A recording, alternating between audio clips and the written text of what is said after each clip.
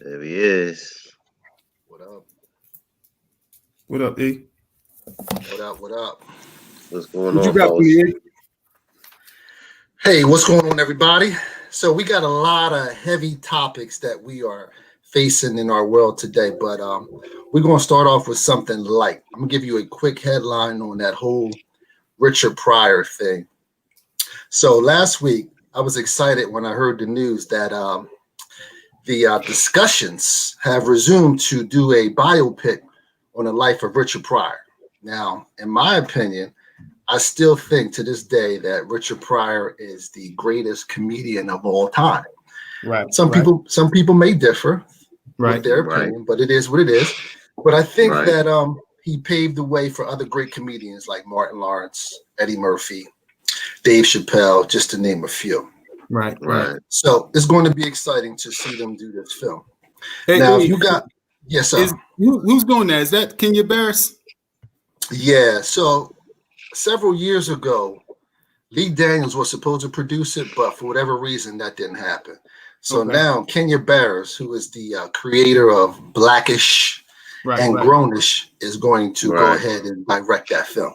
Okay. So with That's that the man being right said, there. yeah. So with that being said, I'm looking forward to it, man. I seen that Yeah, 1986 JoJo Dancer. yeah. That was the joy. That Film. was the joy back You then. know, that was funny. You know, Richard Pryor Yeah. produced that whole thing. So Right. it's Right. going to be interesting to see how Kenya Barris does this Richard Pryor thing. And Yeah. I Yeah. I'm hope, looking forward to that. yeah, I hope that Mike Epps is still the lead actor that's going to play Richard Pryor in that. So Right. with that being said, fellas, let me turn this over to you guys and let me ask you, who would you fellas like to see a biopic done on? What entertainer would you like to see a biopic done on? Well, I don't. I've been thinking about it, and it's like we've seen a whole bunch of them, and Uh-huh. like through my thing is the music. I'd rather see a biopic on somebody from the music industry, Okay. and Okay. we already seen one great one from when they did Tribe Called Quest. That was pretty nice. It was basically a documentary, Okay. but y'all gonna know. I would love to see something on De La Soul. Really? Yeah, That wouldn't I surprise really me, would. boy. I really would, man. That wouldn't Hey, surprise me. what I mean? To see how they got together, how they, stayed together for so Right. long without the drama that you see most of these other groups go through. Right. Yeah. Yeah. I mean, I'm pretty sure they went through some drama, Oh, I'm sure they did. I'm sure they did. but were able to stay together and still put out good music. Right. Even to this day, because they just dropped a new single talk about Remove 45. So Okay. I would love to see, something on the music tip. Gotcha. I think my biopic. I'm gonna stay with you, Ward. I think my biopic I would like to see is one with Hove, one with Jay-Z. Okay. I think it'd be interesting. We seen I guess segments of his life, throughout, but I want to see it when he was back with Jazzo. I want to see when, Big Daddy Kane brought him out on the stage. I want to see, Right. His journey throughout, his business ventures, when he was kicking it with Dame Dash, when they started the Mm-hmm. Rockefeller with Beanie Mm-hmm. Siegel and then moving all the way up, man. I definitely want to see the best of both worlds. E, that's your thing right there with R. Oh, that would be nice. Yeah, that would be nice. I'd like Yeah, to see how that whole thing panned out, from the yeah, beginning to the end. all his concerts, man, just to see a biopic and be able to, witness, because a lot of us, we started out, we was already into hip hop, and then we, Jay-Z, he was in there, and we still listening, we followed him. A lot of us, his feud with Nas, to go from Reasonable Doubt to 444, to go from what is it, Legacy on 444.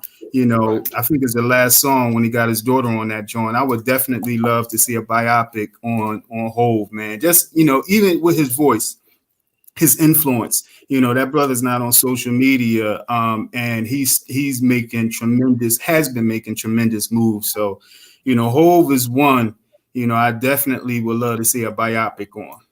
Gotcha. What you got, Dre? Yeah, man. I think I would like to see one on Sammy Davis Jr. Man.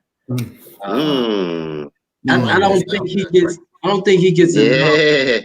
Yeah, I don't think he gets enough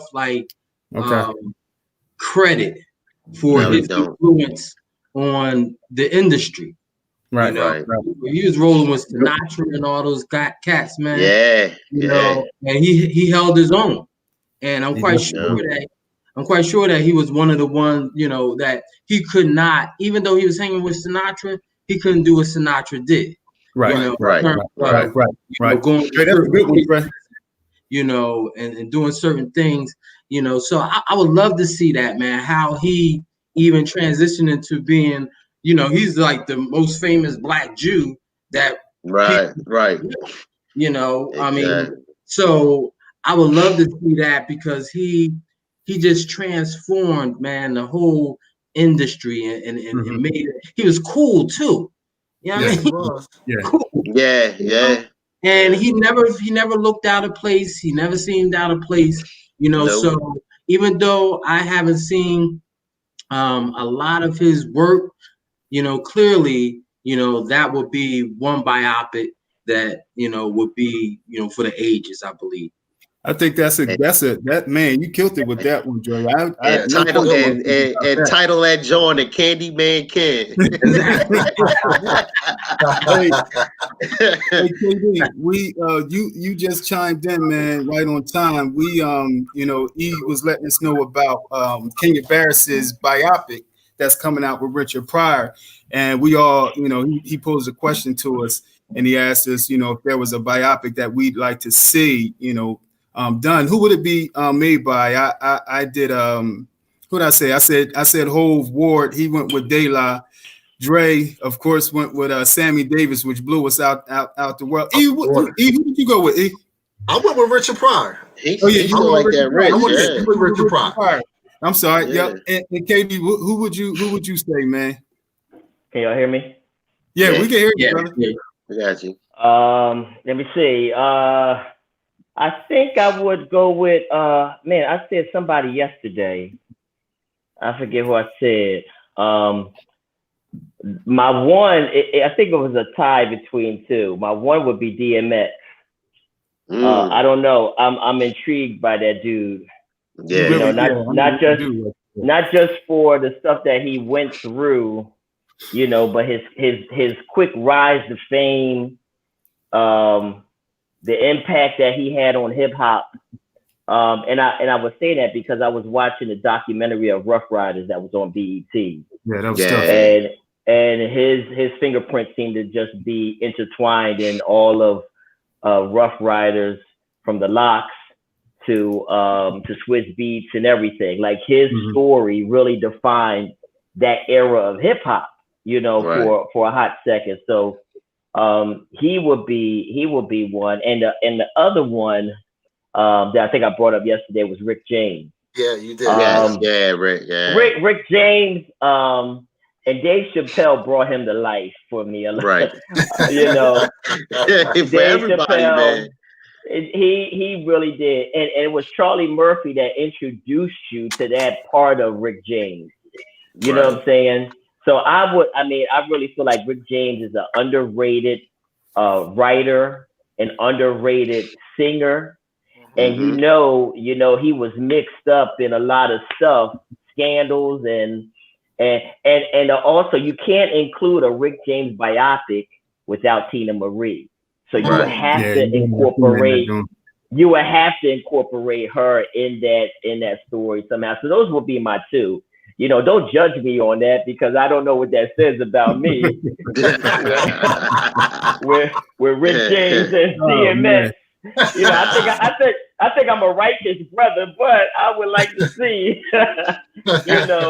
I would like to see that, man, because they really got some stories that's really from experience with a lot of things that people go through.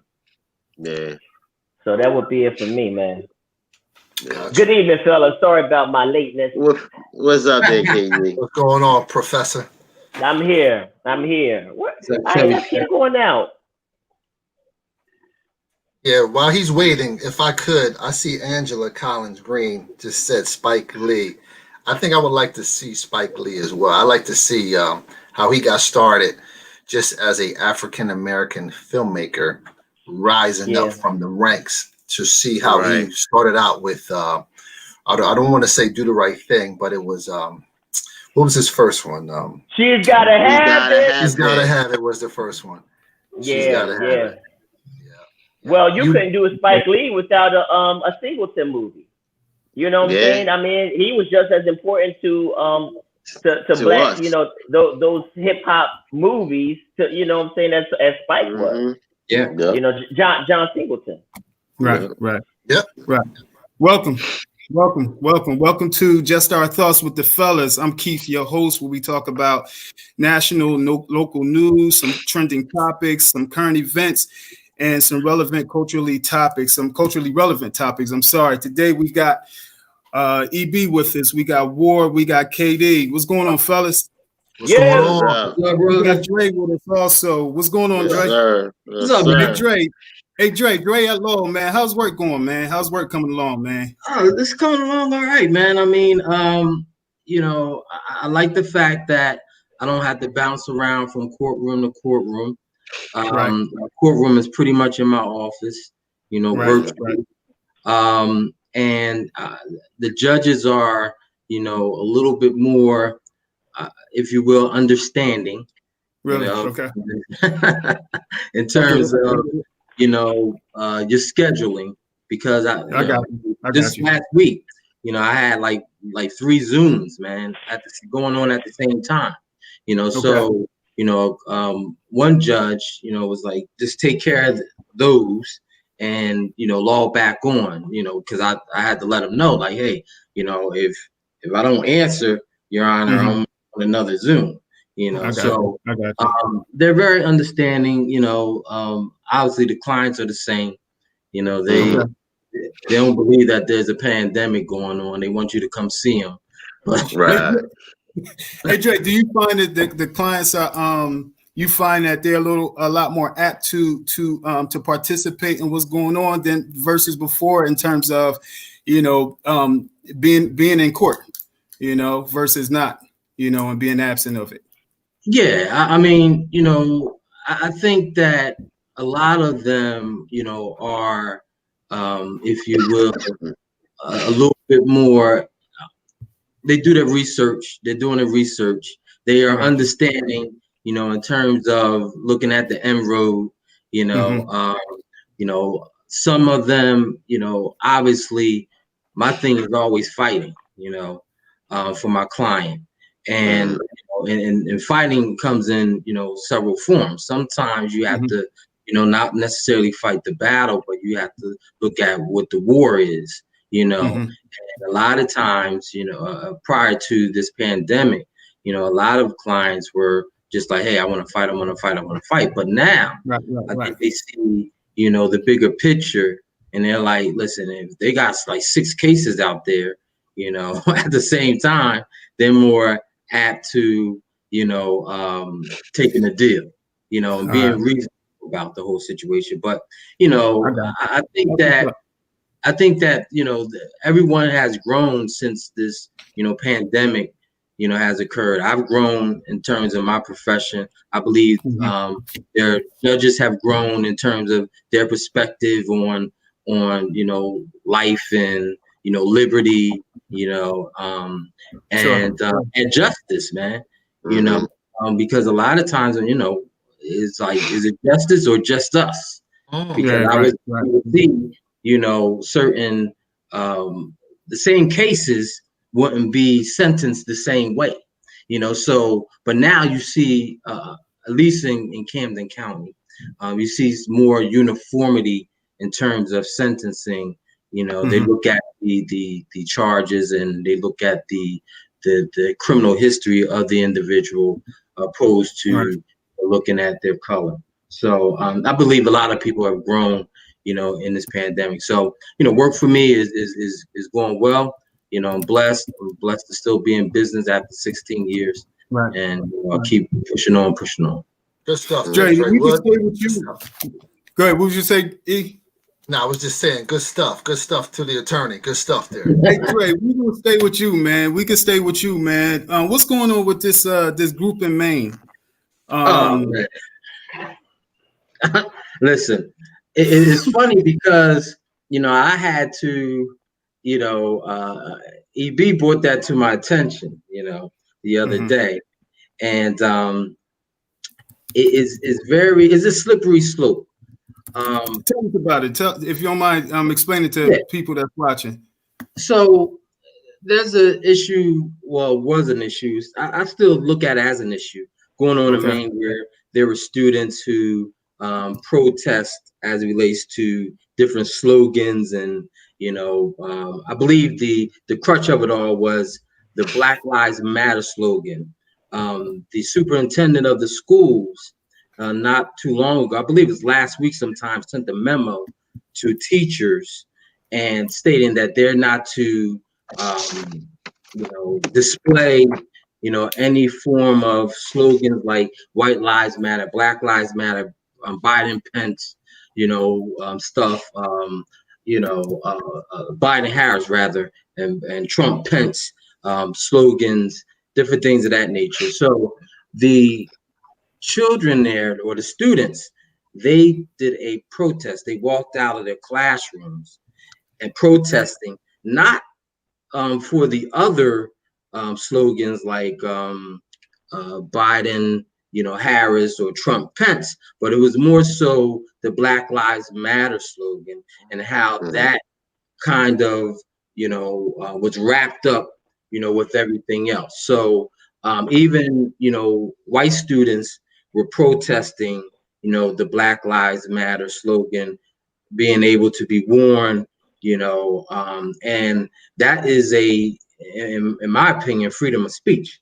If you start to regulate that, if you start to curtail those sort of things, then you're infringing on people's constitutional right of free speech.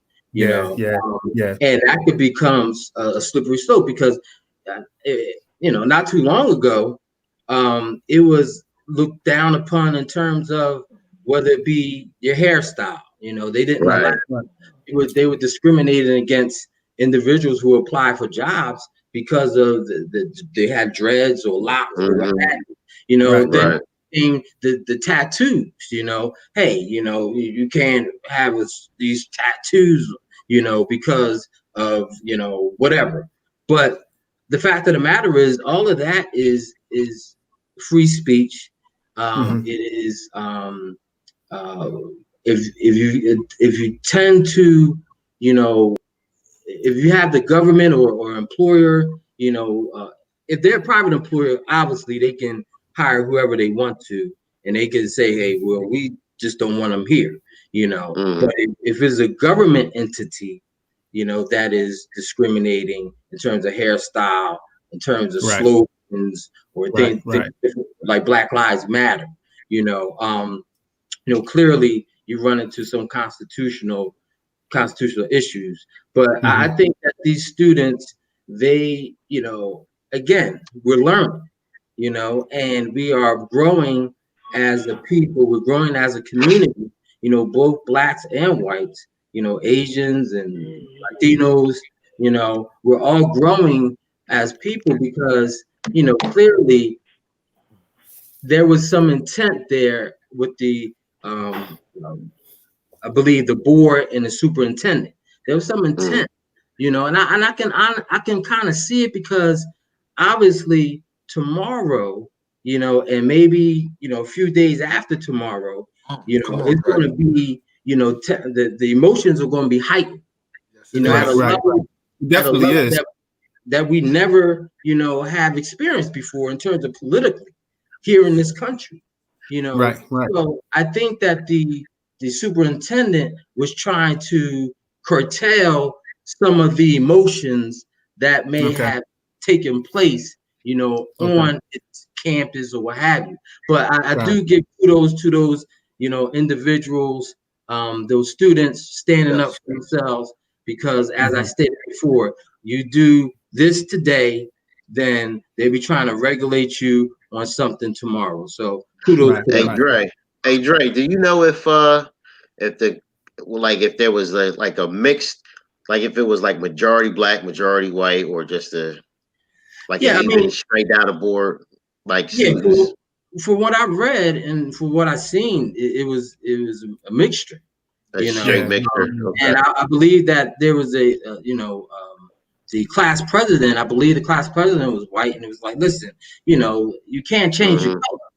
You know, Right. you just Right. can't change your color. So for Black Lives Matter to be lumped in with this other stuff, you can always change your political affiliation, but you Mhm. can't Sure. change your color. Color your You know, skin. Right. so therefore, like I said, I believe that we're growing, in pockets of the country, Mhm. and that's an example of how students are also getting to the forefront and growing as well. Good Mhm. stuff, man. Good stuff, Dre. Thanks, Yeah. man. Good stuff. Good stuff. Hey, Ward, man. Speaking of freedom of speech and the Constitution, man, we talk about freedom. Yeah. Ward, I know you have a love for some guns, man. Talk to us about what's going on with the NFAC, man. What is that? If you Yeah. could tell us. Hey, Ward, Yeah. before you begin, Ward, tell us exactly what that acronym stands for, too, Ward. All Yeah. right. Yeah, we got the NFAC. It's a militia group. It's an Okay. all black militia group, and the NFAC stands for Not Fucking Around Coalition. Okay. Okay. And from I watched a couple videos about them and listening to their leader. Yeah, he ain't fucking around. Basically, Yeah. I mean, it's more or less. He was a brother that he actually ran for president back in 2016, I saw that. and unsuccessful, of course. But from that, he's like somebody like Ice Cube. Now I'm Yeah. tired of these politicians. They're trying to do things for us. Now I'm gonna take it upon myself. So Okay. he took it upon himself to form a militia group called NFAC, and Okay. they were formed back in 2000. Well, there was kind of like a controversy of when they were actually formed, but Mhm. they were formed back in 2017, Yeah. and the Yeah. founder's name is John Fitzgerald Johnson, and they call him Grandmaster J. The Grandmaster J. Grandmaster J. Grandmaster I think that Now- group, man. I think they were in Louisville, Kentucky when They were in Breonna- Louisville. Okay. Yeah. Oh, they were in Louisville. But they're more they're kind of like trying to come about and just be a protection for all these protesters that Right. Okay. are protesting all the injustices that are going on. They show up, they're armed. Everything has been peaceful. Every event they showed up to That's good has been stuff. peaceful. That's Yeah, good stuff. they only reported like one incident where Okay. they were actually doing a safety check on some weapons, and one of the weapons was discharged and it injured two people, but everything was handled professionally. They took the cops everybody was informed. Cops were involved, and everywhere they go they always organize with the local police, so it's not like they just show up and try to and make their Ward, that presence. sounds like this type of group, Ward. Yeah, man. I mean, they cool. I mean, That sounds like the type of they group, man. show up and they just want to Or you gonna start a show. chapter? Maybe not right now, but maybe. But Not yeah, they just effing show up. around coalition. Not Wow. not that for the round. Yep. Not effing around coalition. That's good stuff, man. It's good to have it. Fellas, there's a lot going on, man. We got that election tomorrow. These COVID numbers are going back up, man. I wanted y'all to, if y'all didn't mind, if y'all wanted to give your thoughts on on this election, man. Anywhere, any type of thoughts, man. There's a lot going on. We got Trump supporters, having barricades on the bridge and on the highway, surrounding the Biden bus down in Texas. so much is going on during this time.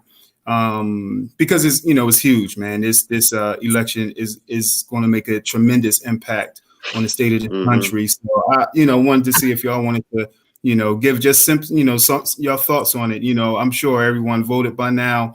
Not too much campaigning probably can happen. I think Trump was in 4 different states today, man. I'll give it to that cat, man. He has been campaigning, man. He has been on the trail. So if y'all got any thoughts, 4 different spots in Philly or something. He was in 4 different. He had 4 different rallies in Pennsylvania. Okay. Yeah. Thanks for correcting me, boy. Thanks for correcting me. Yeah. Yeah. But I'm gonna say this one thing. He's one smug fool, man. It was like about that surrounding his Biden's bus. Yeah. He actually stood on his podium and was like, "Oh yeah, they were just helping him along and giving some protection." Right. Like this the stuff that comes out of his mouth, man. Yeah. It's crazy. Yeah. Yo, did you hear what 44 said though? 44 said that he is jealous of the whole COVID attention. So basically, he's pushing, and it's a shame, though, man. On a serious note, it's a shame how he's pushing that to the side, man. And today, I just heard that he's considering firing, Dr. Fauci, which he doesn't have the authority or power to do. Right. But they were screaming that at his rally. Yeah. Fire Fauci. Fire Fauci. Yeah. Well, I mean, I just think that, obviously we have to, no matter how the election goes, obviously we have to, be vigilant and, remain steadfast, despite, the tide, because it's going to, be tensions are going to rise, whoever gets elected. Right. We already see a preamble of that, right now, so obviously, after we read this preamble and delve into, the book, meaning, hey, who's going to be elected now is going, we have to write our own history, so to speak, and our own story, so to speak. And we have to write it within our household. We have to write it within our communities, So, fellas, I just, pray, that all, minds are, free from any of the, the violence and the turmoil or what have you. Moving forward, and I've been praying like I never prayed before because it's a thing where I have 3 little ones, man. They're bigger, they're teenagers now, but they're still my babies, and I want them to grow up in a world and grow up in a country, that we don't, because of our political affiliations or we don't agree with one another, then we can't, live with one another, and that's how we, as humans have to coexist anyway. I mean, if we were all, thought alike and, dressed alike and had like minds, then, we would be pretty much robots, so, obviously, hopefully, with us talking and, and people seeing this, they will realize that we have difference of opinions, but, listen, we still come together. And we grew up in the same city. So you think that we would all think alike, but we all don't think alike. Right. So how can I expect someone from Texas to think like me, or from Arizona to think like me? So hopefully we get through this in one piece, mentally, spiritually, physically, and emotionally. Absolutely. One thing I was thinking about is like, You know, it's like every year we always hear this is the most important election of our lifetime. You know what I mean? It's like we've been hearing that for like what 20 years now. Yeah. You know what I mean? It's like, and it just hit me. It's like, you know what? This is the most important election of our lifetime. Because you gotta think about it. Now we're in the situation where we got to think we're like almost half the country wants to support racism. And then you got the other half, we want to, be progressive, and we want to move forward. We want to come together. But we got all these people coming out of woodworks now. You really want to support a guy that wants us to be back, basically slavery times? Mm-hmm. You know what I mean? Don't want us to be, a country. They want us to be divided no matter what. Right. And that's how they feel deep down inside too, or they're coming out of the woodworks because those are some internal feelings that they possess that Trump is actually speaking for them. So now they're coming out in large numbers, basically he's confirming how they feel. Okay, yeah, he's saying what I feel. So it's going to be interesting tomorrow night. I'm going to be glued to the TV all day tomorrow, man. Yeah. It's funny because unfortunately I can't. We all can't be glued to the TV. But I'm off tomorrow. I'm on the clock tomorrow. God bless you. But I think it's going to get much worse before it gets any better. I don't see things turning around as far as any harmony or unity or any peace in our country. Unfortunately, it just seems like it's kind of the sign of the times where, biblically it talks about the love of man wax cold. And we're seeing that really unravel in our own eyes.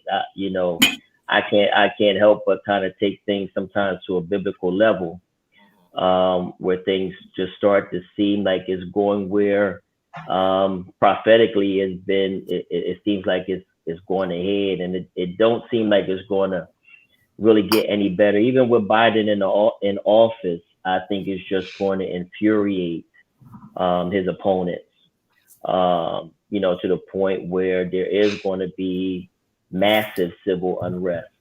I look at how with the climate change, wildfires, tornadoes, floods, and things of that nature becoming more recent, it's happening more than ever. And it seems like it just coincides with the temperature of people in the United States right now. So to me, I mean, we all got somebody that we love and we care about in our families, our children, our mothers. We all, and I'm concerned about their welfare. I'm going to do what I have to do to make sure that my family is safe. I'm licensed to do what I have to do to keep my family safe. But I pray that it don't ever have to come to that. But it's good to be able to reach for that in the event that you have to use it. But it just seems like the things are really not going to get any better. They seem like they have to come to a boiling point, or to a very heated, intense moment in this country before any possible change will come. So I don't see us depending on law enforcement or the government. We just have to depend on the Black community. We just got to depend on each other for our safety, our security, and our support. We got to organize now more than ever, financially, educationally, however we need to organize together and work together to protect one another, because it's not just my family. I'm concerned about my brother's families. I'm concerned about people at my church and their family. I can't protect everybody, but how can we organize so that we can be on the same page so that we can all feel safe during this really heated time in our history? So, unfortunately, I just think things are going to get much more severe and intense before we see any type of long-lasting change that can help people in our country. NFAC. Yeah, or start that chapter like tomorrow. Start it up over there. Hey, KD, what since you I know you was letting us know a little bit about some of the latest events of what was going on with Breonna Taylor and some of the facts. Got time for that?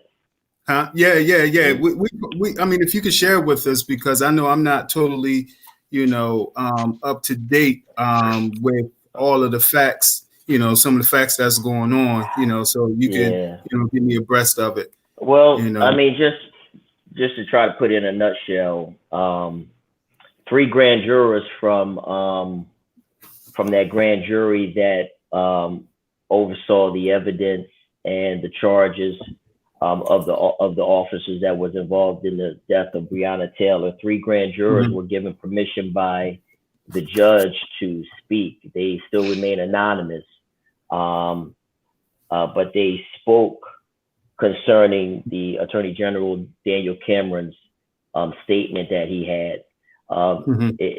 The 3 jurors really feel like Daniel Cameron used the grand jury as a shield for trying to paint a picture that it was the grand juror's fault that there were no more charges pressed against the officers that were involved.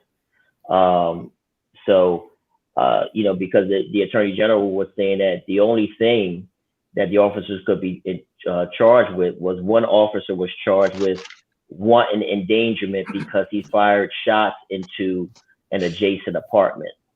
But there were no murder charges filed against any of the officers. So the jurors wanted to speak up because they feel like the mother and the family's attorney that there needs to be a new investigation to determine if more charges can be pressed, because the jurors said that from the evidence presented to them, they felt that there should have been more criminal charges pressed against those officers. Right. They saw that there was a lot of evidence tampering. There was a lot of mistakes by the officers in pursuing their warrant. Just a lot of cover up of things to try and justify the fact that they have reason to go into their home. The other thing that they found out was that even though there was a no-knock warrant, right before the raid on Breonna's house, a call went out for that no-knock warrant to be voided and for the officers to knock and to state that they were there. Again, Kenneth Walker, who was there and fired the one shot into the officer's thigh, as well as neighbors, they indicated that they did not hear the police identify themselves. It's a lot of he say, she say, but it really looks as if the grand jurors wanted the 3 grand jurors wanted to let people know that there needs to be more transparency in this case, and they need to open up another investigation because there should be some additional charges. You had the one officer shoot 13 rounds into the home, 6 of which killed Breonna Taylor. And the thing about it is that officers are not to discharge their weapon unless they have a line of sight. These officers were just like Wild Wild West in Breonna's apartment. And the other thing that the jurors feel like was that they didn't talk more about the Kenneth Walker's self-defense. There's self-defense laws in that state. The Attorney General was saying that the officers had a right to fire into the home. They were justified, even though it was tragic that they killed Breonna, they were justified in firing their weapons into the home. But still, Kenneth Walker had a right, due to the self-defense laws of that state, to fire his weapon because, again, there's a lot of evidence to say that these officers did not identify themselves. So it just seems to be a lot of mistakes and a lot of errors on the part of law enforcement. But because they are law enforcement, the deck is already stacked against Kenneth Walker, Breonna Taylor. Right. You know, it already seems as if Daniel Cameron and the prosecutors, they want to protect law enforcement when it comes to these court hearings, these court cases. So that's what they really feel that as though what's happening. So that's it in a nutshell. It's a lot going on in that, but you know, I think hopefully the application will be granted for them to have a new investigation to determine if some further charges, because there's no murder charges that was filed for the murder of Breonna Taylor. And, you know, we want to continue to say her name, Breonna Taylor, and hopefully that $12 million didn't provide justice for her murder, you know, but bringing these officers, you know, was set a precedent that officers can't just be, you know, number one, be able to tamper evidence, and number two, to be able to just wildly fire and discharge their weapon whenever they feel like it. So, but that's how they train, right? So KD, so like the grand jury, right? In the Attorney General's office, was there like a plea or a cry to release the grand jury transcripts or tapes of the grand jury, so people can actually hear for public knowledge? Well, the grand jury tapes have been released.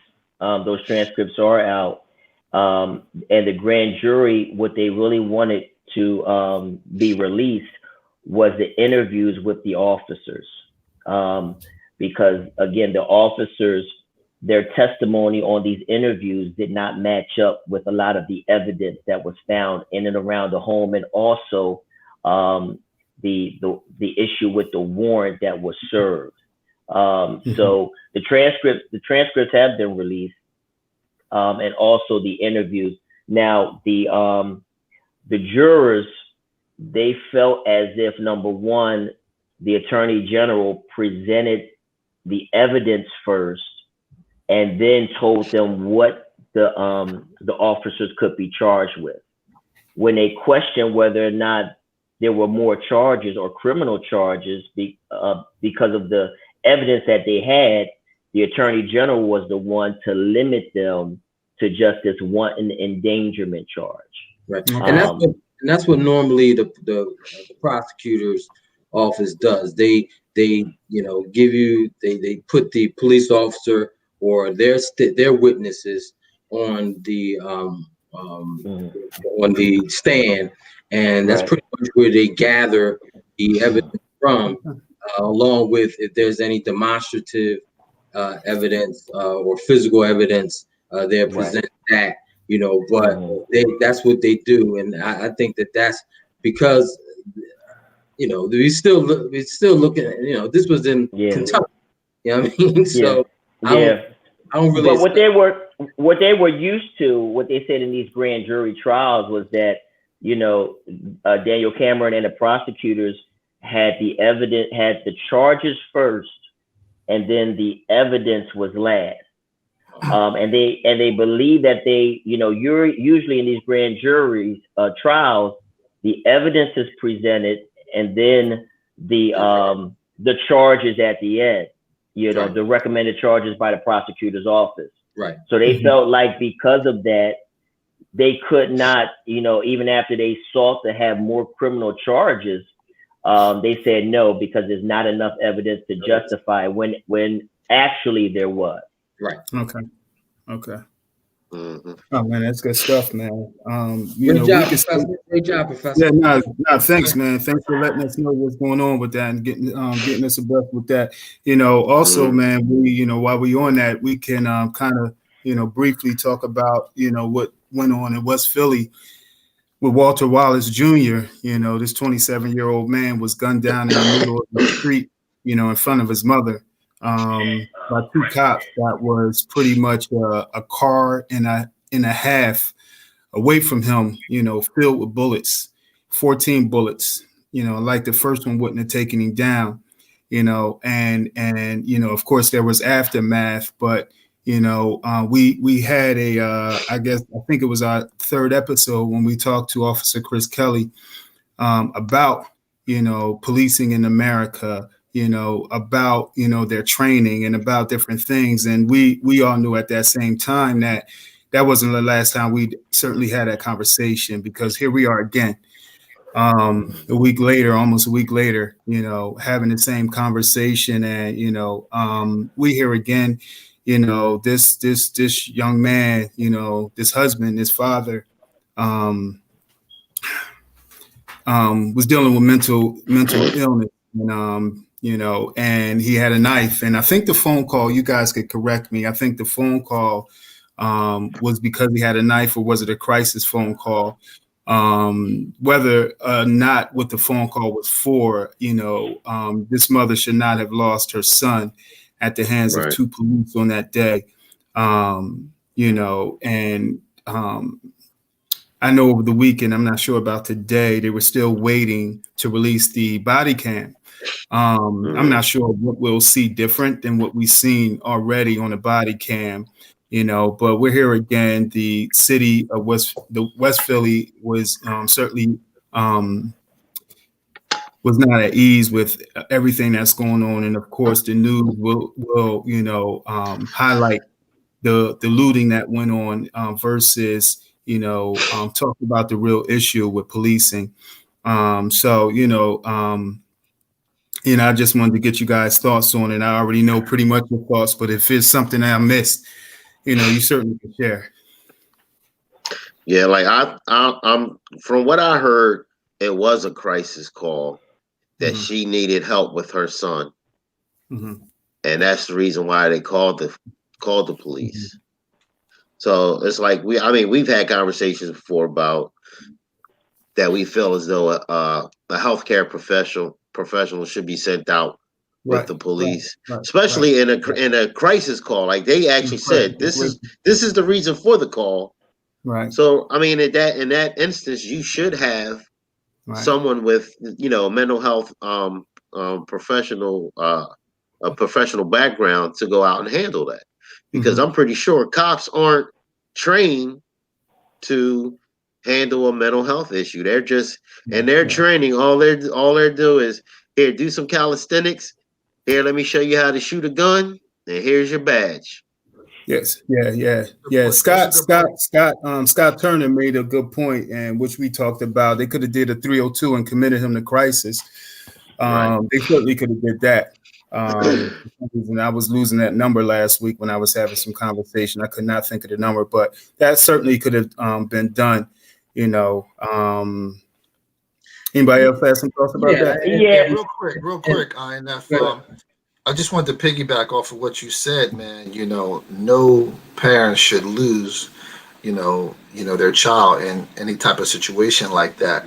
But I also read where the family had said that they did not want the officers charged simply because they felt as though the officers were improperly trained and did not have the proper equipment within that situation. I just wanted to add that quick point.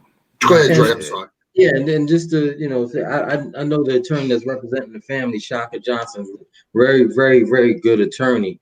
And I was reading some of what went on, and one of his quotes was, hey, when police are called to the scene in terms of a mental crisis, is the only way we can deal with it is by way of a gun, So to go to EB's point, no, these officers weren't properly trained, but we're putting these officers, and our tax money is paying these officers to be properly trained, and they are a detriment to society opposed to protecting and serving.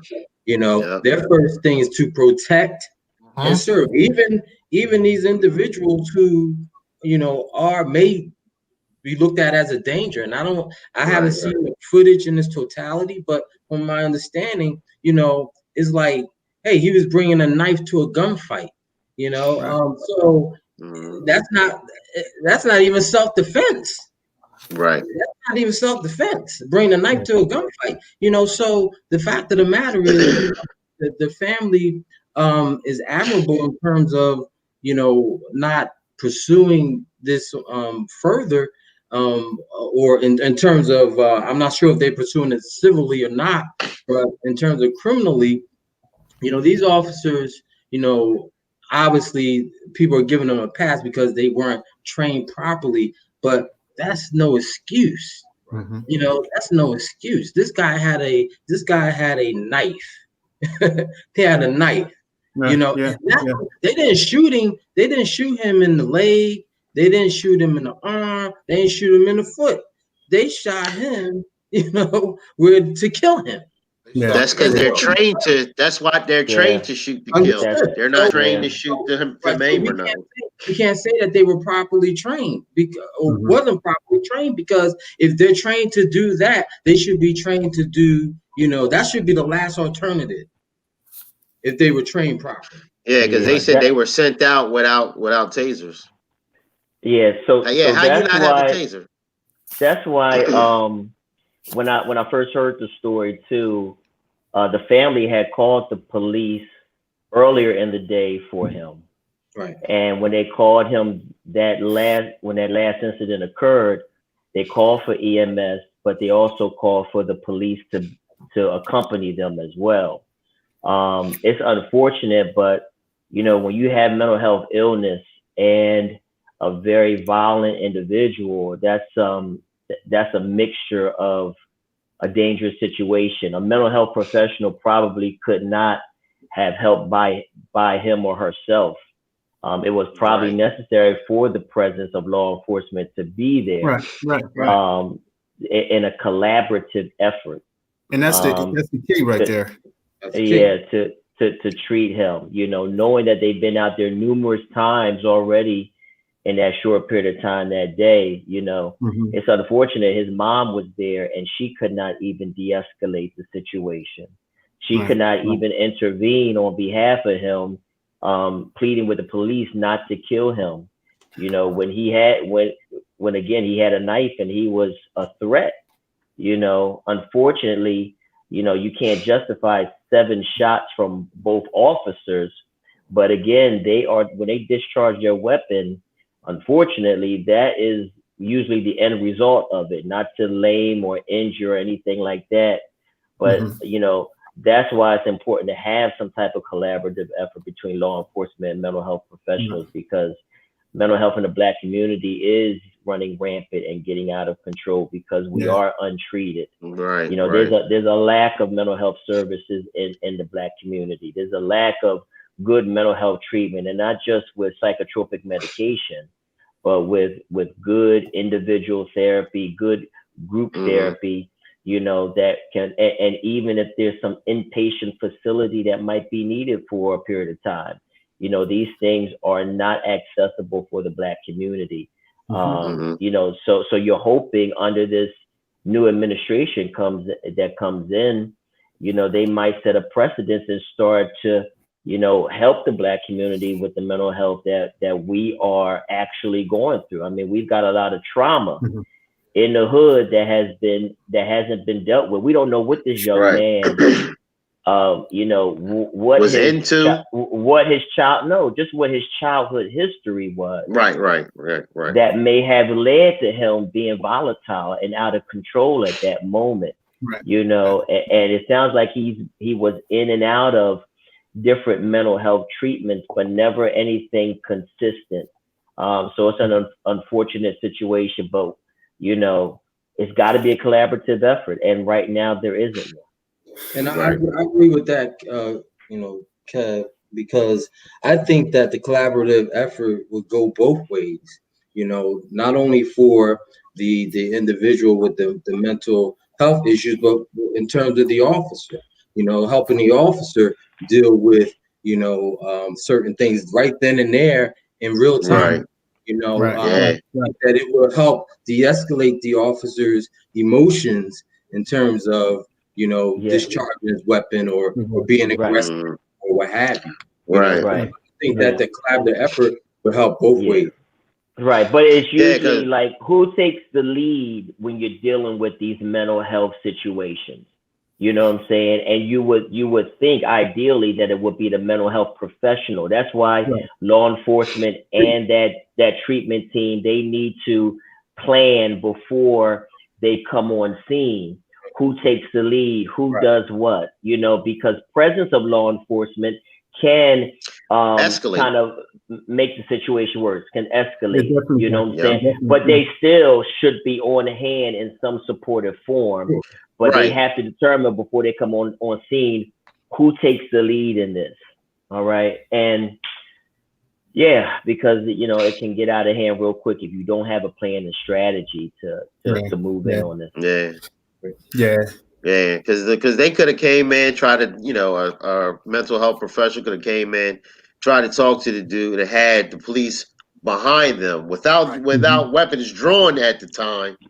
You know what I mean? Because if you bipolar or whatever, you got some health issues, and all of a sudden you see a gun pointed at you. Now you're going to go crazy. Yeah. You know what I mean? Now anybody, in that situation, I'm pretty sure once you see a gun, oh yeah, the situation is gonna go from 0 to 100 real quick. Real quick. Yeah. With that being said, I definitely wanted to ask you guys a question. We think of this year, and there's been a lot of comments about 2020 and how 2020 has been just such a different year that we've come into. We still have several months, with the unrest in the country when it comes to systematic racism, the killings of blacks, just lying, and the, police officers, not being charged and, walking off clean and, continue their daily lives throughout when we talk about Ahmaud Arbery and 826, George Floyd. We think about George Floyd and everyone else. Jacob Blake, who was shot 7 times in Milwaukee. When we talk about and think of these individuals during this course of the year, COVID, is another thing that altered our lives tremendously. At one point we were moving freely throughout, vacations and going to the gym and going to restaurants and moving freely throughout, and everything stopped in March, towards the end of March. And we were hit with something that we never seen, at the level we never seen.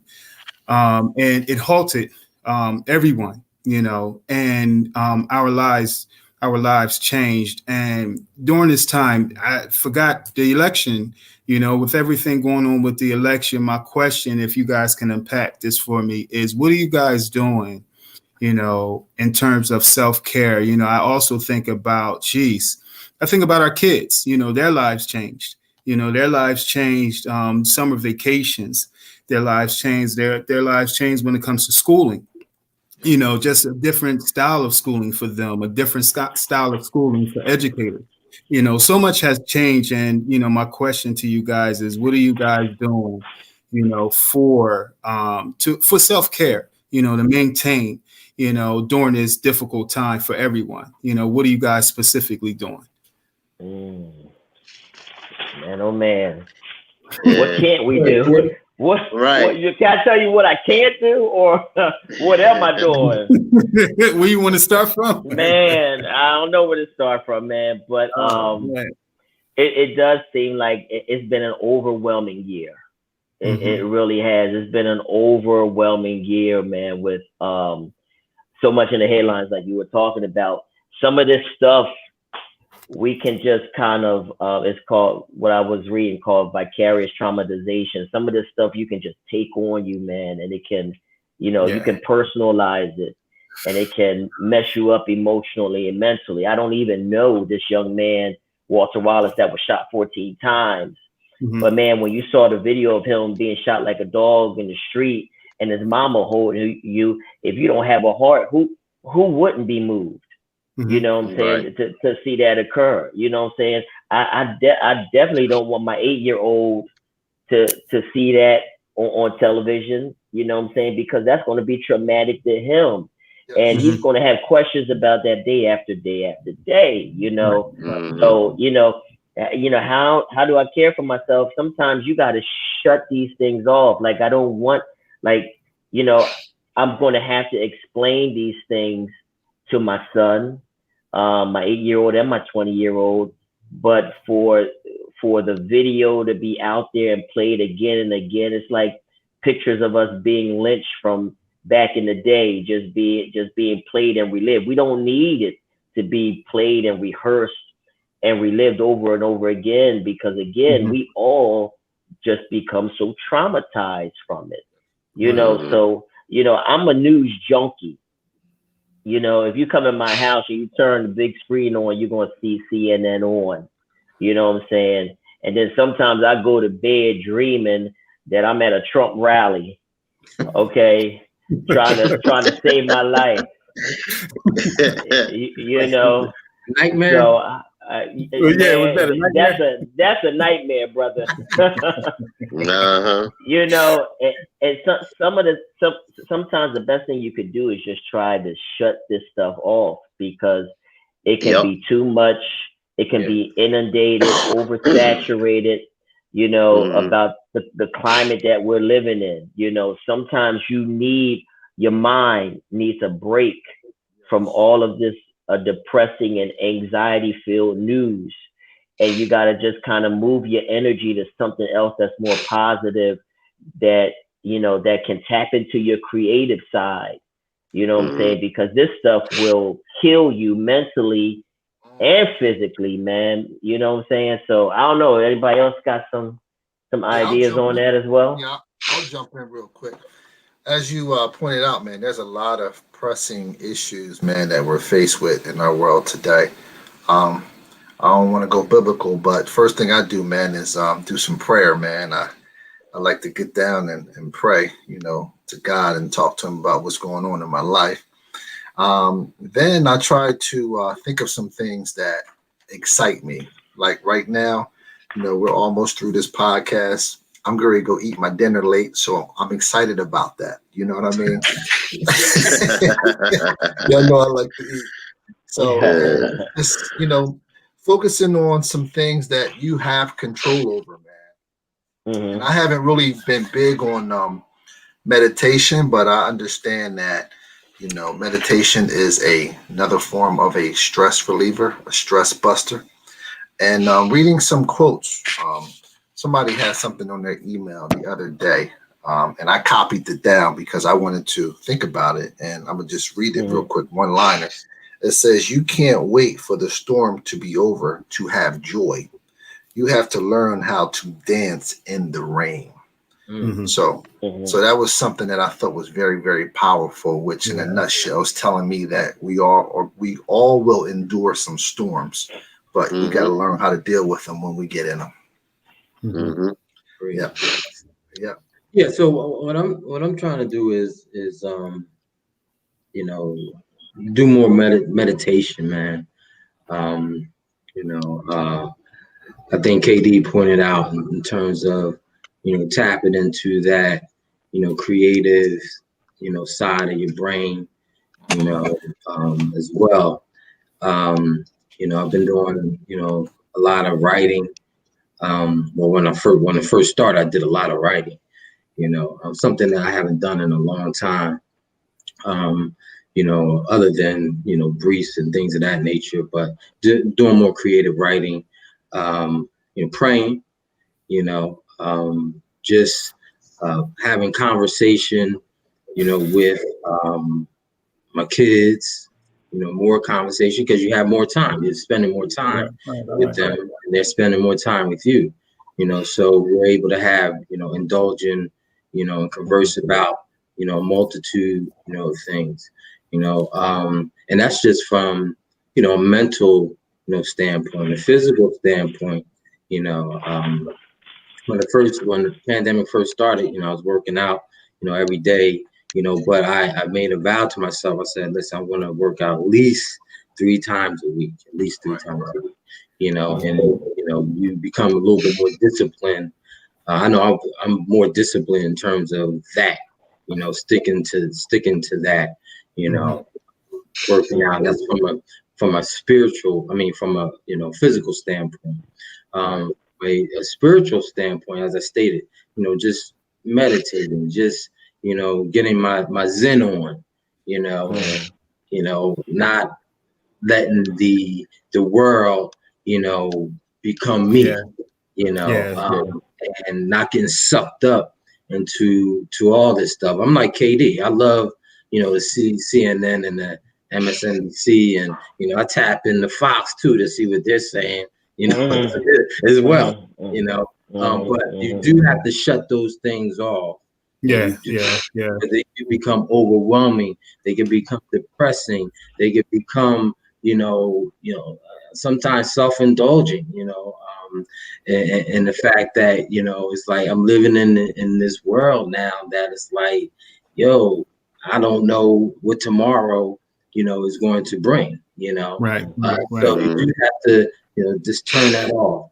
Meeting with you guys every other Monday, helps. Right. Because you're able to get things off your chest that you may not normally be able to get off your chest, and talk to your significant others or your children about it, what have you. We just happen to do this on social media, but we always had these conversations, and so it is good to just have people that you can bounce things off of, and that helps you as well get through this tumultuous time that we're going through. So from physical, from a spiritual, from a mental standpoint, I think that those are the things, those are the things that has been helping me through this period. Yeah. Hey Dre, Dre, I saw you were riding. What, you picked up a bike? Yeah. Where you riding, man? Say that again? I said you riding out your way? Yeah. I picked up a mountain bike. I gotta get with you, man. I gotta get with you because that's I go before you, board. You could go last, man. I picked up a bike maybe about a month and a half ago, and I've been wanting this bike for the longest. So that recently has become one of my safe havens. I took a ride like 2 weeks ago, man. And I get out there now a little bit more. I took a ride 2 weeks ago, man. Hit the art museum, went downtown Philly, man, and just simply riding around. And I did some miles that day. And it was probably one of the most peaceful days I've had in a very, very, very long time. Not responsible for anything but me in the streets. Me in them streets. And it felt good to be able to do that. Another thing that I started doing was I started reading again. I haven't. I think I've been out of reading about 2 years, man. So. I said, let me pull away from the TV, although I've been watching this Lovecraft Country, man, this thing got me going like crazy. But y'all listen to me finally about it. That joint is weird. I said y'all finally listened to me about it. Pretty good. Man, that joint is weird. I can't. I know why y'all were watching tough. it So after a while. It's a good show.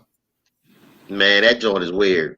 What's your weird? So, What's the name of it again? It's called Lovecraft Country. Yeah. Oh, okay. I heard about that. They said that's pretty good. I haven't seen it, but yeah. See, the thing is though, INF, some people, I ain't gonna name no names. Some people, in order to ascend, what I'm saying, you got to be open to some different things. You know what I'm saying? And that's one of the challenges in caring for yourself. Because sometimes when you do the same thing over and over again, you get stuck in that cycle of insanity. And sometimes you need to introduce yourself to something new. And it's not just the movie it's not just that series we're talking about, but sometimes you got to introduce something new into your life, to challenge you, what I'm saying? Because like Dre and Keith is talking about, they're going out riding their bike, that brings a release. You know what I'm saying? For me, it's spin class.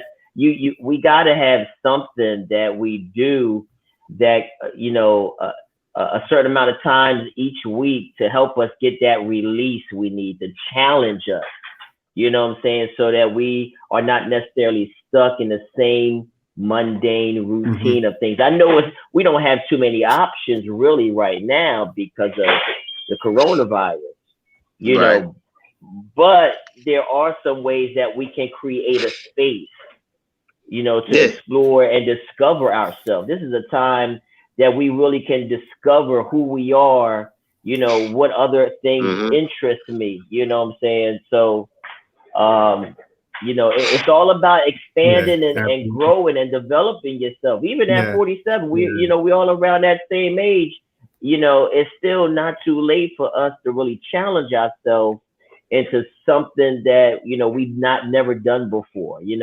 I want to write this book, and I'm putting it together right now, and I'm challenging myself to stay disciplined with it so that I can fill every page and it's of substance and content, you know what I'm saying? So this is something I've never done before, but I'm pushing myself in that direction, not for no fame or anything like that, but I got a voice that I know can help somebody, you know what I'm saying? And this platform right here is a space that we have created to help people. Yeah. But for me, like y'all know me, it's just me now. I have no spouse, I have no kids. So I'm the only one in this house.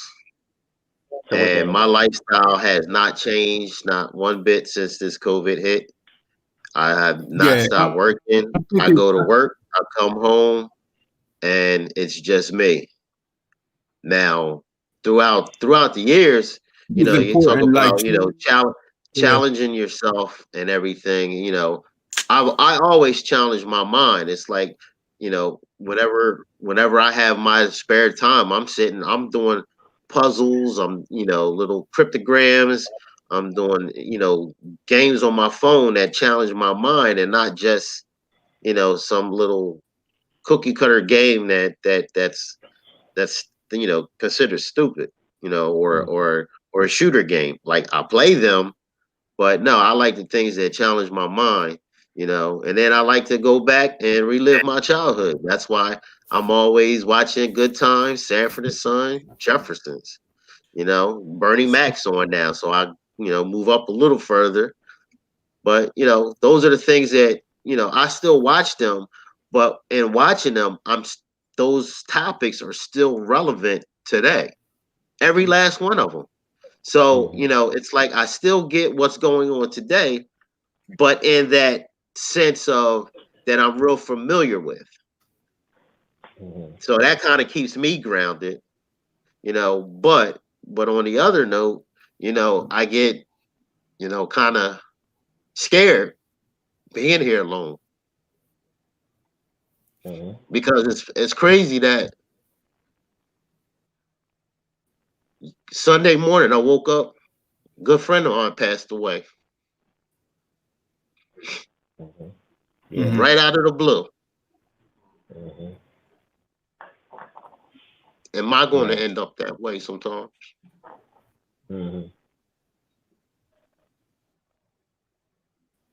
Yeah. Yes, those things like that, those tragedies and those things that hit close to home, that's another traumatic situation that can stress you out. And we've all had that. I had a child that I had to bury. It was traumatic for me. You know what I'm saying? I had a son, and Dre knows this. I came to him for help. I had a son that was viciously attacked. Went through a period of seizures. I didn't know if he was going to even be himself. You know what I'm saying? But, I had to have something that kept me believing and kept me trusting in the fact that things are going to get better. We got to have, many of us, have a strong faith community. Many of us have strong, supportive families.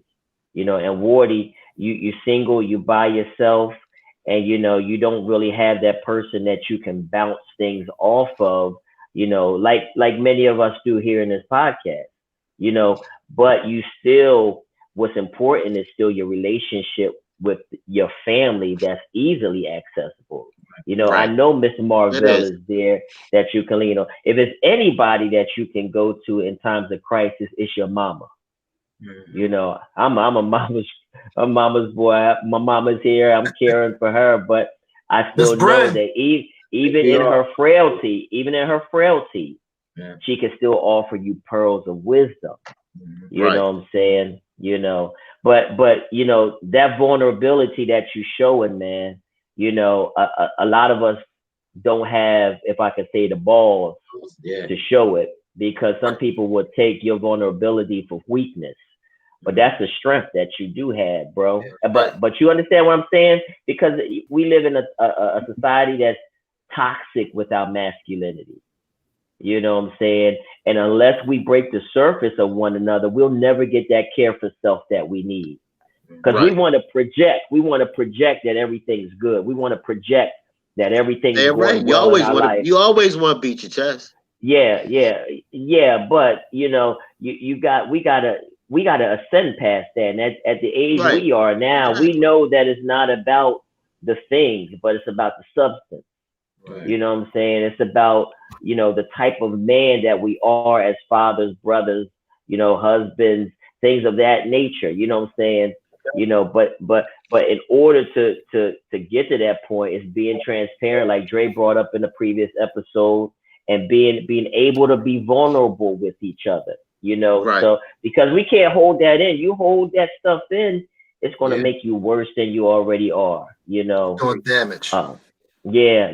You need a good cry, man. And brothers, we don't often cry. Those tears, they release something.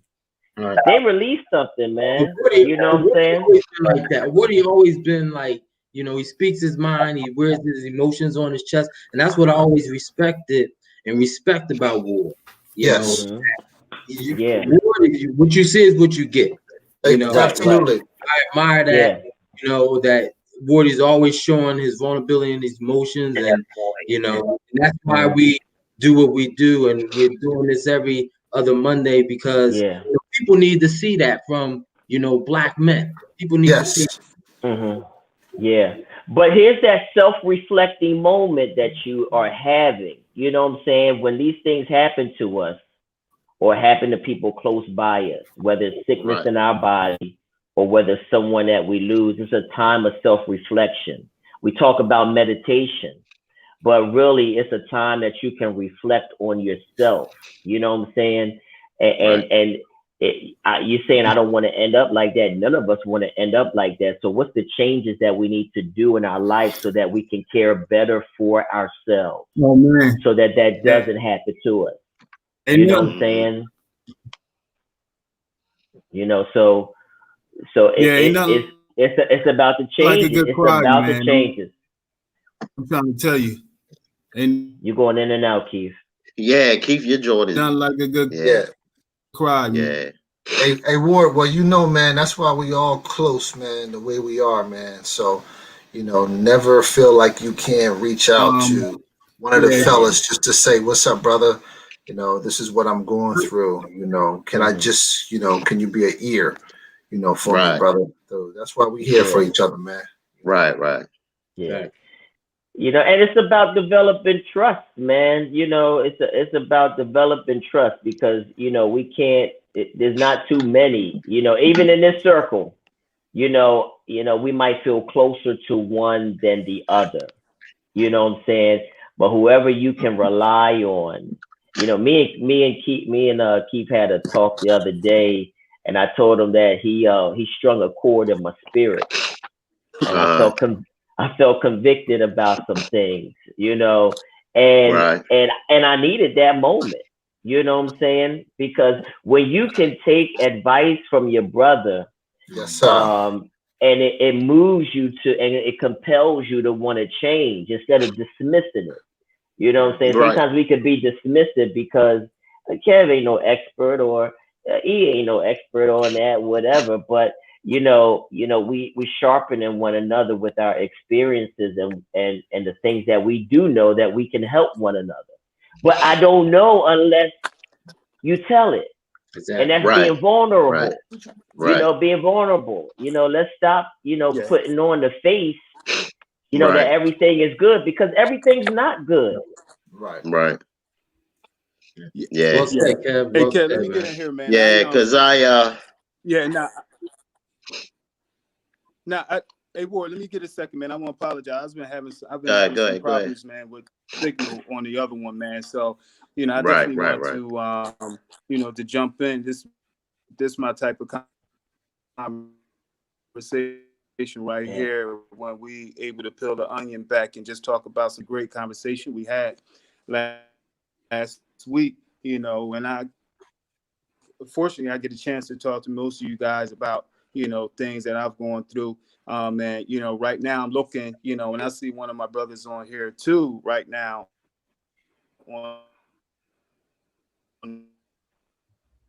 It's bad signal. yeah. I'm gonna have to go over there and check it out. You go ahead. What's that? We're That gonna have to signal come bad. we're gonna have to come check your whole thing. Yeah, man, you messing up bad. Yeah. It's bad. Yeah. So I mean, we all got to have a plan on how we care for ourselves. Yeah, we do. Not this. You got to have a plan, man. Because I had a little scare. What's your plan, Ward? What's your plan? I don't know. I don't know what the hell the plan is, but I just take it one day at a time. Listen. Look. Let us help you put together a plan, brother. That's what we're here for. We're gonna do that. We're gonna do it. Come on, man. You don't know it all by yourself, and that's why. I know I don't, but all right. But right now, all I got, I'm trying to get rid of this, get over this cold I had, because I had a little scare. You know what I mean? Yeah. I was out of work for a couple of days waiting for that COVID test to come back. It came back negative. Yeah. But yeah. But self-care is not individual. Self-care is communal. Yep. You got to have a community to care for yourself. It's not selfish when we self-care and when we doing that. What we need for ourselves is not a selfish thing, but we got to invite support and the experts to really help us to guide us to where we need to go. You know what I'm saying? Yeah. And you got that right here in all four of us. Definitely.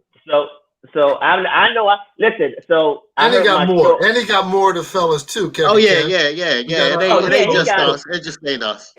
Yeah. It's something behind the scenes. That's something behind the scenes. It's behind the scenes, man. But the holidays can be a really testing time. Yeah. Yes, it can. Yeah. You see a lot. You see a lot of really bad things happen around the holidays.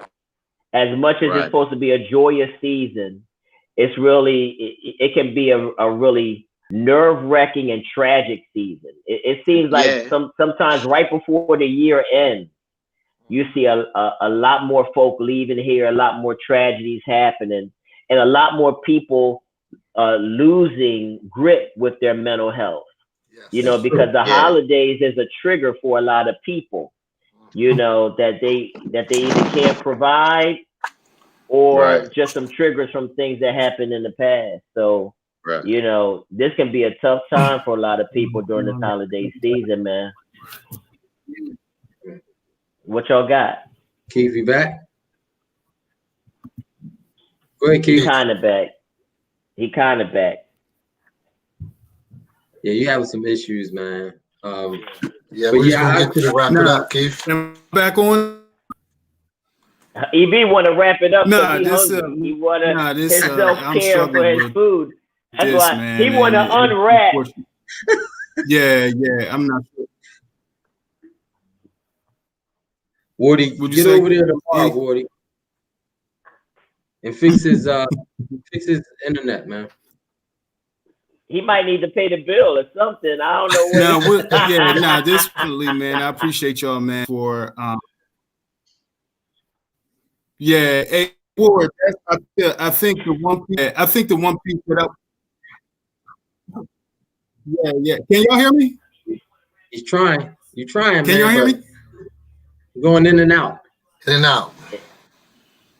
In and out, Keith. In and out. Can you talk on, please? In and out.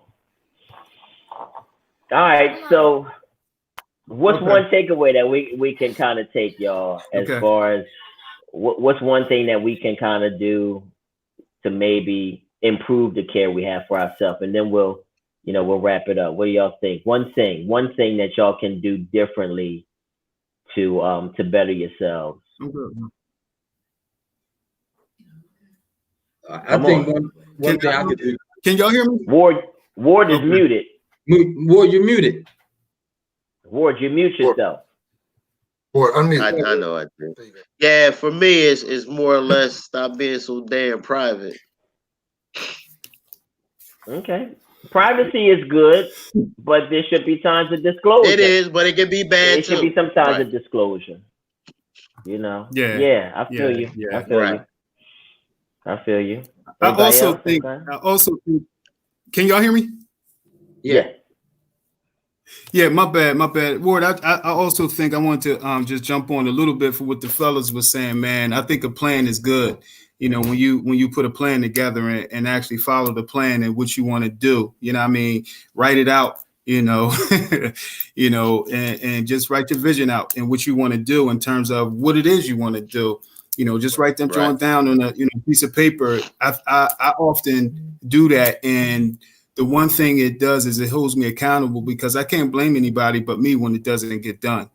You know what I'm saying? Right. Like, Dre was talking about, he want to make sure he get to the gym 3 times a week. If he writing that down and, he don't get to the gym 3 times a week, it ain't nobody's fault but his. I know we talked when Dr. Parat was on, and you opened up, man. We appreciated you about some of your goals. You know what I'm saying? Right. And we can't, you just can't have those goals just out there hanging, and we got you. We got your back when it comes to, some of those things, man. So, for me, one of the things that, I want to continue to do is, kicking it with y'all, it challenges me, and, just the creation aspect of things. I like creating.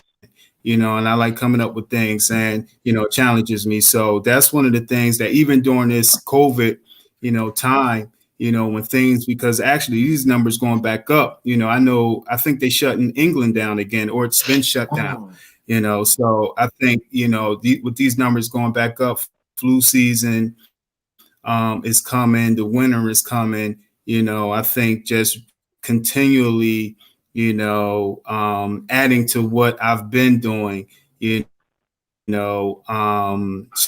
so I think, when you ask that question, Katie, about self-care, that's some of my goals. Mm-hmm. Yeah, I think with me it's being, just being consistent, in everything that I do. I don't know if y'all can hear me. Yeah, we heard you. We heard you. Yeah. For me, it's just being consistent with everything that I do, because, I know that in terms of, my family and especially my kids, we lead by example. So we want to be consistent, day after day. We want to be, that motivator. We want to be that that force that guides our children, and our, because they're our legacies. So, I'm not living for myself. I'm living for my children, living for my children's children, children's children. So, that's what I want to be. I want to be more.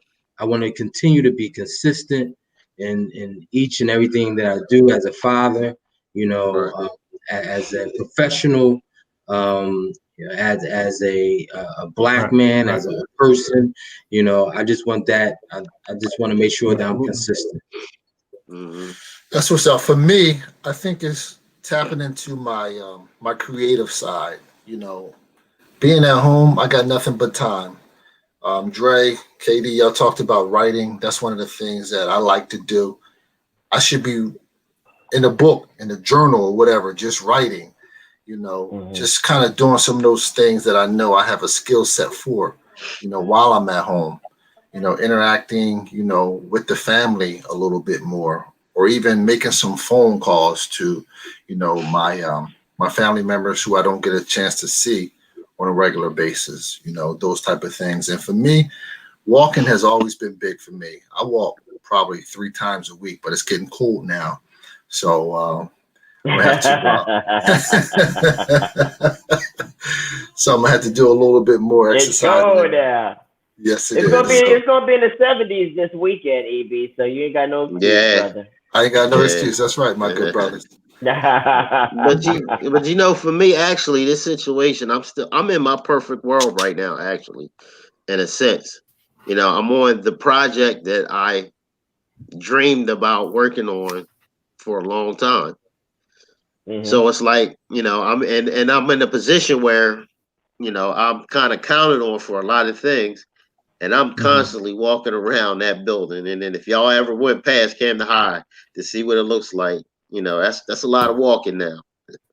Gotcha. So I'm all over Camden High, interacting with all the trades, all my guys, making sure everything's cool, and then, I'm happy. I'm real happy in the fact that I'm actually working on the rebuilding of Camden High. So that's a lot of my sanity right there. Yeah, it gives you a lot of validation too, man. It kind of confirms that you have a purpose, and it's good. It's good when we can have that confirmation that our lives aren't just misdirected or misguided, because a lot of people have lives that are just, unstable. It's still guys our age that's sleeping on couches or right, still on the street corner, getting an SSI check, still on the street corner, aimless with their life, man. But it's good to know when you have something that brings you validation and confirms your purpose in society, because like, you and Pensacola and me and Camden, it's larger than that. Right, our lives is larger than just where we're from or just where we're living, but we have a purpose that can impact people. So that's good, man. That's good that you feel that, I'd like to see you representing, Ward.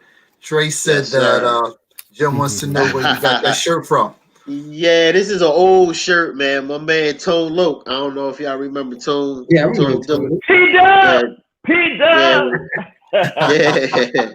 When Tone started his company, he gave me a shirt, man, and I loved it, John. That's what's up. Proud to be from Camden. That's what's up. Right, that's right. That's right, brother. Yep. All right. Keith, you still with us, man? He frozen in time here and there. That's what's up. Yeah. Yeah. So I think we hit all the buttons on self-care. Make sure y'all get your nails done and get that massage. Yeah. get that pedicure. Oh, man. Right. Get that grooming done. Get that scalp massage. Yeah. Keith, you gonna close us out? You got the benediction? You got the benediction? You got the closing prayer, Bishop Keith. Where you at? The devil is busy tonight. I say the devil is in the machine, busy tonight. He don't want us to win, but we are more than conquerors. We are more than conquerors, even though the leader has been frozen in time. Hey, come on now. Close it on out, Keith. Yeah. Y'all got any shout outs to anybody? Any shout outs? I want to continue to shout out to the first responders